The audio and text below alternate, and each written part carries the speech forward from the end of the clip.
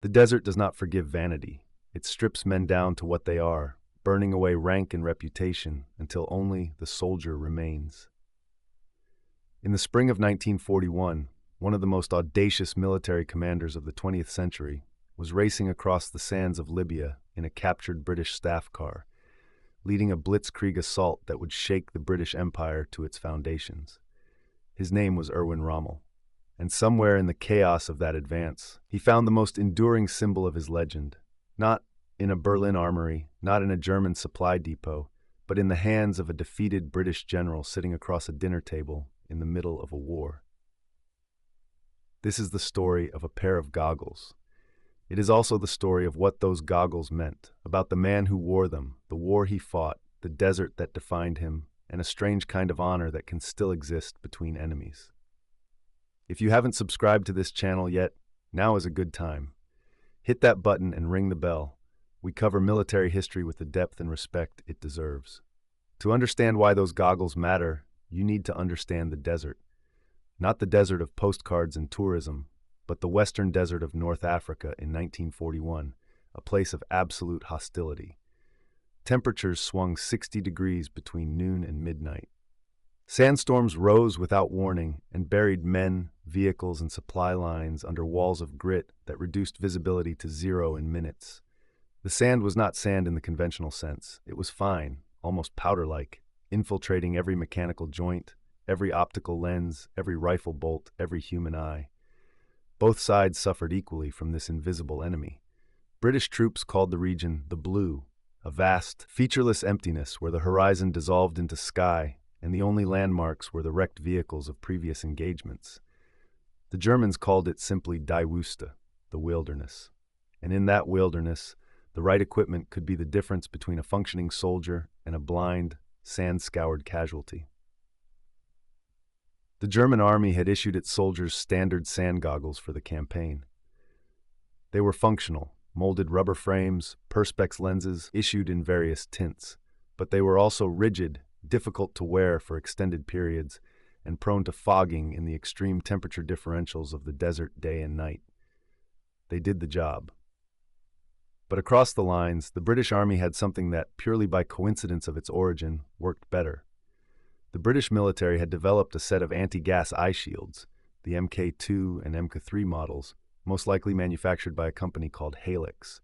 They had been designed not as sand goggles at all, but as protection against chemical warfare agents. They were lightweight, flat, and came in packs of 6 per soldier, multiple tints for different light conditions. Crucially, they were flexible. They wrapped around the face in a way the German rubber units could not. Issued as part of the standard gas mask kit, they became, in the Western Desert, something they had never been intended to be: the most practical eye protection available to anyone fighting in North Africa. German soldiers who captured them prized them immediately.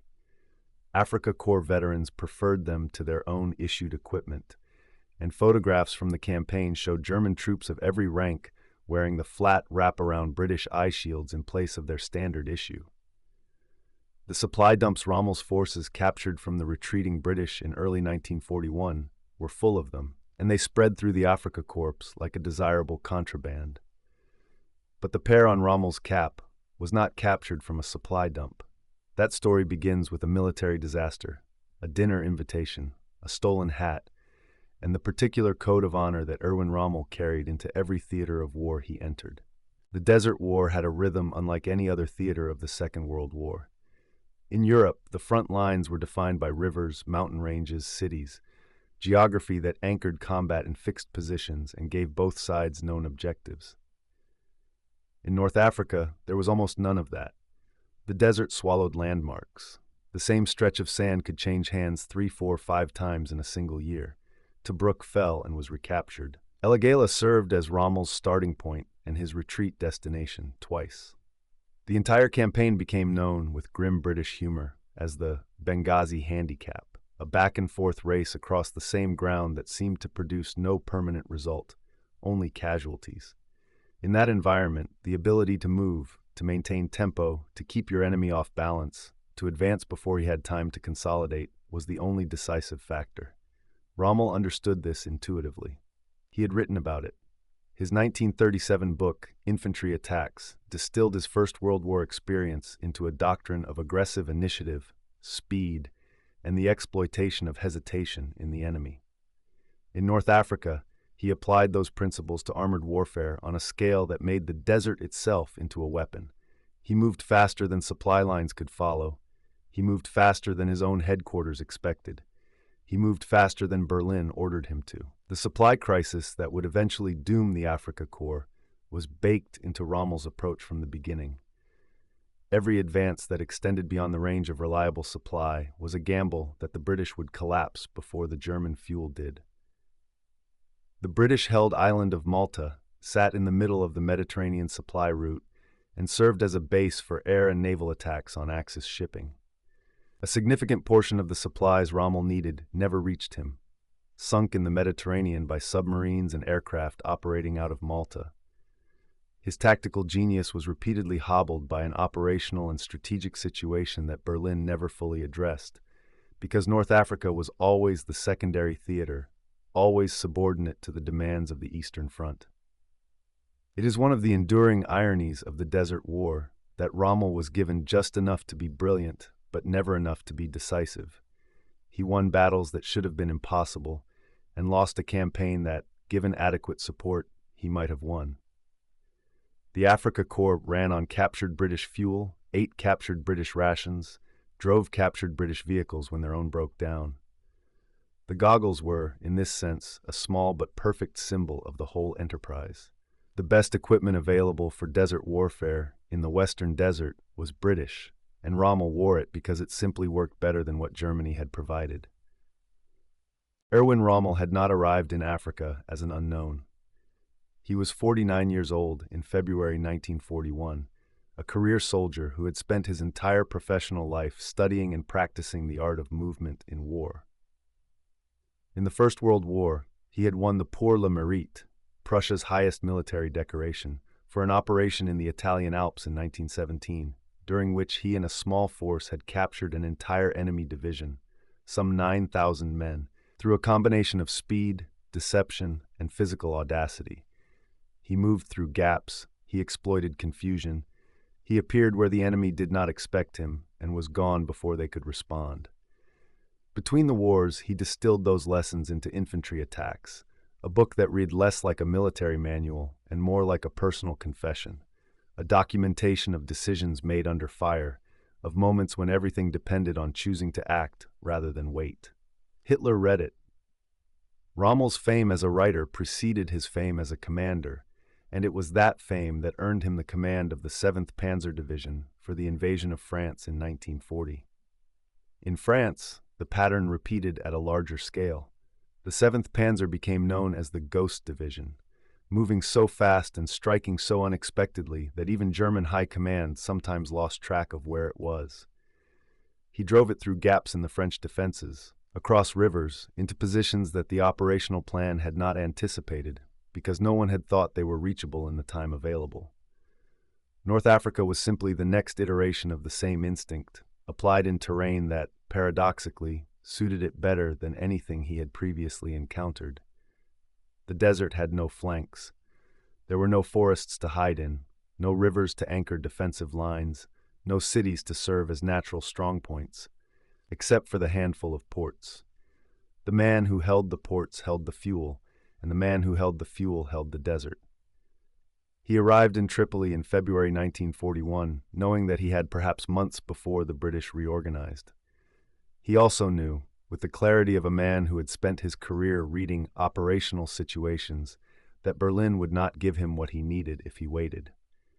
The only way to succeed was to move before the window closed. By the first week of April 1941, Rommel had achieved something that military planners in Berlin had considered impossible. He had arrived in North Africa just 2 months earlier, in February, with orders that were explicitly limited: stabilize the Italian position in Libya, do not advance beyond a defensive perimeter, wait for reinforcements.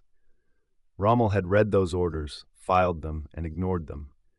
He launched his offensive on March 24th, pushing east along the Libyan coast with a force that had no business doing what it was doing: one German light armored division, an Italian armored division, and Italian infantry, facing a British force that had just weeks earlier routed an entire Italian army under General O'Connor. The British were depleted, partially redeployed to Greece, and operating under a command structure that had been shaken by repeated reorganizations. In 2 weeks, 14 days, Rommel's forces drove the British out of nearly all of Cyrenaica. The British armored division that stood in his path was the 2nd Armored, a green formation with mechanical breakdowns plaguing its tanks, its fuel reserves dangerously low, its communications strained across hundreds of miles of desert terrain. Rommel attacked with the fury of a man who understood that speed itself was a weapon, that confusion, disorientation, and the sheer psychological shock of relentless forward pressure could collapse an opponent before they ever regained the initiative. 3 senior British generals found themselves simultaneously lost in the desert with an army disintegrating around them. Lieutenant General Philip Neame, the commander of Cyrenaica Command. Lieutenant General Richard O'Connor, the hero of the earlier Italian campaign who had come forward as an advisor, considered by many of his contemporaries to be the most capable British field commander of the entire war. And Major General Michael Gambier Parry, commanding the 2nd Armored Division. Neame and O'Connor were captured almost by accident on the night of April 6th, their staff car blundering into a German patrol in the darkness while attempting to reach the port of Tobruk. Their loss was a catastrophic blow to British command. 2 days later, on the morning of April 8th, Mechili fell. Mechili was a small desert fort, a cluster of stone buildings in the middle of nothing, that had become the last refuge of what remained of the 2nd Armored Division. Major General Michael Gambier Parry had withdrawn there with whatever forces he could gather, elements of his own division, units of the 3rd Indian Motor Brigade, roughly 3,000 men in total, surrounded and cut off. He attempted a breakout in the early hours of April 8th. It failed. Surrounded, with no fuel for a sustained movement and no air support available, Gambier Parry made the decision that every commander dreads. He surrendered.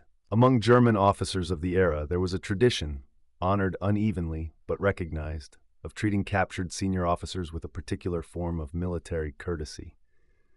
Not softness, not sentimentality, but an acknowledgement that an officer who had fought honorably deserved to be received as a soldier, not processed as a prisoner. Rommel subscribed to this code with unusual sincerity. He had fought the British in the desert for only a few weeks, but he had already developed a respect for their professionalism that he would carry through the entire North African campaign. He invited Gambier Parry to dinner. The details of that dinner come to us primarily through Gambier Parry's granddaughter, Liza Donahue, who shared the account with the press decades after the war. The 2 men ate together, wine was served, cigars were smoked, the bizarre pantomime of enemies sharing a civilized meal in the middle of a desert war played out in full. Gambier Parry was a cultured man, a musician, an artist, a soldier of the old school who had served in the First World War, survived Gallipoli, and now found himself at a table with the man who had just destroyed his division. The conversation ranged across the campaign, across the war, across the strange shared experience of 2 professional soldiers who had chosen the same profession on opposite sides of the same conflict. At some point in the evening, and Gambier Parry was described as raising the matter hesitantly, he mentioned that a German soldier had taken his cap, his general's cap. Not a dramatic theft, not a violent one, just the casual looting that happens in the aftermath of any capture, a souvenir taken without particular malice. Rommel's reaction was immediate and genuine fury, not performative outrage, real anger. The theft of a captured officer's personal equipment was, in his view, a violation of military conduct. He excused himself from the table and returned shortly afterward with the cap. Gambier Parry was, reportedly, astonished. He offered Rommel his goggles as a gift of thanks, the flat, wraparound British anti-gas eye shields that he had carried as part of his desert kit. Rommel accepted them, tried them on, and in that moment, something clicked. Not just the fit of the goggles against his cap, but the rightness of the gesture. He wore them out of the tent and into the desert night, and he never stopped wearing them. From that evening in April 1941 until the last photographs taken of him before his forced death in October 1944, Erwin Rommel appeared in image after image with those goggles pushed up on his cap, the flat, British-made lenses catching the North African sun, a detail so distinctive that it became as much his signature as his rank insignia.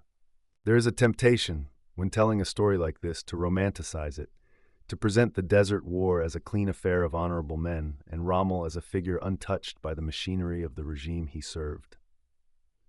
The historical record is more complicated than that, and it deserves to be presented as such. Rommel was not a member of the Nazi Party. He was, by the standards of the Wehrmacht officer class, unusually consistent in his adherence to the Geneva Conventions regarding prisoners. He did not carry out Hitler's commando order, the directive to summarily execute captured Allied commandos in North Africa. Churchill himself said of him on the floor of the House of Commons, "We have a very daring and skillful opponent against us, and, may I say across the havoc of war, a great general." That statement caused political controversy at the time, and it remains a complicated one. But historians have also documented that Rommel was not the purely chivalrous figure that post-war mythology sometimes constructed. Units under his broad command did participate in war crimes. He was not naive about the nature of the regime he served. He carried its promotions, its resources, its strategic objectives. The question of what he knew, when he knew it, and how he balanced his professional conduct against a criminal political system is one that serious historians continue to debate. Gambier Parry, by accounts from fellow prisoners at the Castello di Vincigliata in Florence, where he was eventually held, was a composed and dignified presence throughout his captivity. He sketched, he sang in the prison choir, he eventually forged papers well enough to participate in an escape attempt, succeeding when the Italian armistice came in September 1943. He made his way to Rome, took sanctuary in a convent until the Allies arrived, and returned to Britain. He lived until 1976. By all accounts, he respected Rommel for the rest of his life. Not blindly, but in the particular way that soldiers sometimes respect the men who defeated them honorably. His granddaughter noted that he was aware Rommel served a regime of extraordinary evil, and that he said so to Rommel's face across that dinner table. Rommel, reportedly, did not respond. What Rommel felt about the regime he served is a question that his own writings and private letters suggest was genuinely complicated. Complicated in the way that men caught between professional loyalty and moral clarity are always complicated when they make the wrong choice. The goggles on his cap were British-made. The war he fought was German-commanded. The code of honor he carried was his own, inconsistently applied, bounded by the constraints of his position, but real enough that a British general chose to mark it with a gift that the recipient wore for the rest of his life. The goggles themselves were not remarkable objects. The British Mk2 and Mk3 anti-gas eye shields were mass-produced items, packed flat in waxed cardboard, issued 6 to a soldier along with a standard gas mask kit. They could be purchased as Army surplus in Britain into the 1970s and 1980s. American surplus catalogs from that era sold them as Desert Fox goggles for less than $4 a pair. Collectors still find them at military fairs. They are not rare. But the pair that Gambier Parry gave Rommel became something else. They became a symbol that cut across both sides of the war. The Afrika Korps soldiers who wore captured British equipment because it worked better than their own. The British soldiers who prized German binoculars for the same practical reason. And above all, the peculiar reality that in the Western Desert, the lines between enemies were sometimes drawn less sharply than the propaganda of either side preferred. Rommel was recalled from Africa in March 1943 as the Axis position became untenable. He was given command of Army Group B in France, charged with preparing the Atlantic Wall against the Allied invasion. He threw himself into the task with the same energy he had shown in the desert. On July 17, 1944, 10 days after the Normandy landings, his staff car was strafed by an Allied fighter aircraft near Liverpool. He was severely wounded. He returned home to recover. And then came the July 20th plot, the failed assassination attempt against Hitler. Rommel's name appeared in the investigation.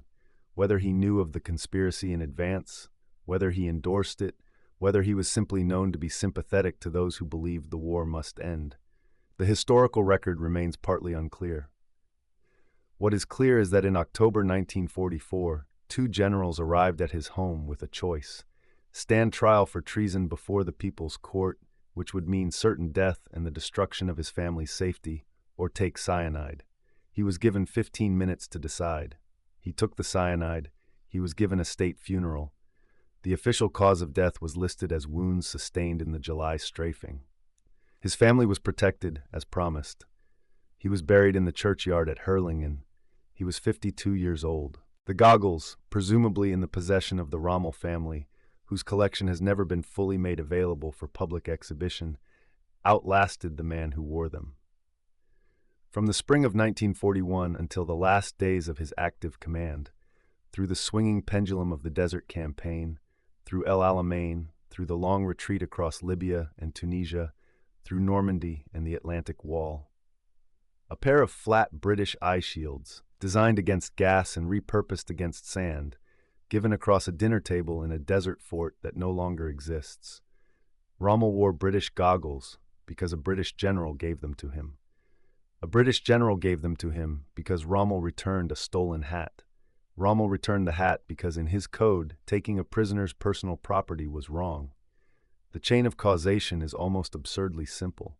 And yet out of that simplicity came the most recognized image of the entire North African campaign: the desert fox, goggles pushed up on his cap, squinting into the Libyan sun. The Western Desert Campaign ended in May 1943 with the surrender of the last Axis forces in Tunisia. More than 200,000 German and Italian soldiers went into captivity. The Afrika Korps, the formation that Rommel had built into one of the most feared fighting forces of the Second World War, ceased to exist as a coherent military unit. The desert that had made Rommel famous swallowed his army just as it had swallowed everything else. The sand covered the wrecked tanks and the supply dumps and the fortifications, and the war moved on. What remained was the legend. And at its center, as recognizable now as it was then, is that image. A general standing in an open staff car, or leaning over a map, or striding across a desert airstrip, and always, those goggles pushed up on his cap. British goggles. Enemy goggles. The symbol of a man who understood, perhaps better than most, that the desert cared nothing for ideology. It only asked whether you could endure it. That image was built, in part, on the integrity of a dinner he did not have to offer, and a hat he did not have to return. History is often made in exactly this kind of moment. Small, human, unheroic in the conventional sense, and yet somehow more revealing than 1,000 battles. The goggles outlasted the war. The man who wore them did not. But the story of how they came to rest on the cap of the desert fox, that story survives, as the best true stories do, because it contains something that refuses to be forgotten: a small act of decency in the middle of a very large and very terrible war. If this story moved you, if you believe that military history told with honesty and depth is worth preserving, subscribe to this channel. Leave a comment. Share this video with someone who cares about the real stories behind the icons. Hit the like button and activate the bell notification. This has been the story of a pair of goggles, and of the two men on opposite sides of a war whose brief intersection at a dinner table in the Libyan desert made them unforgettable.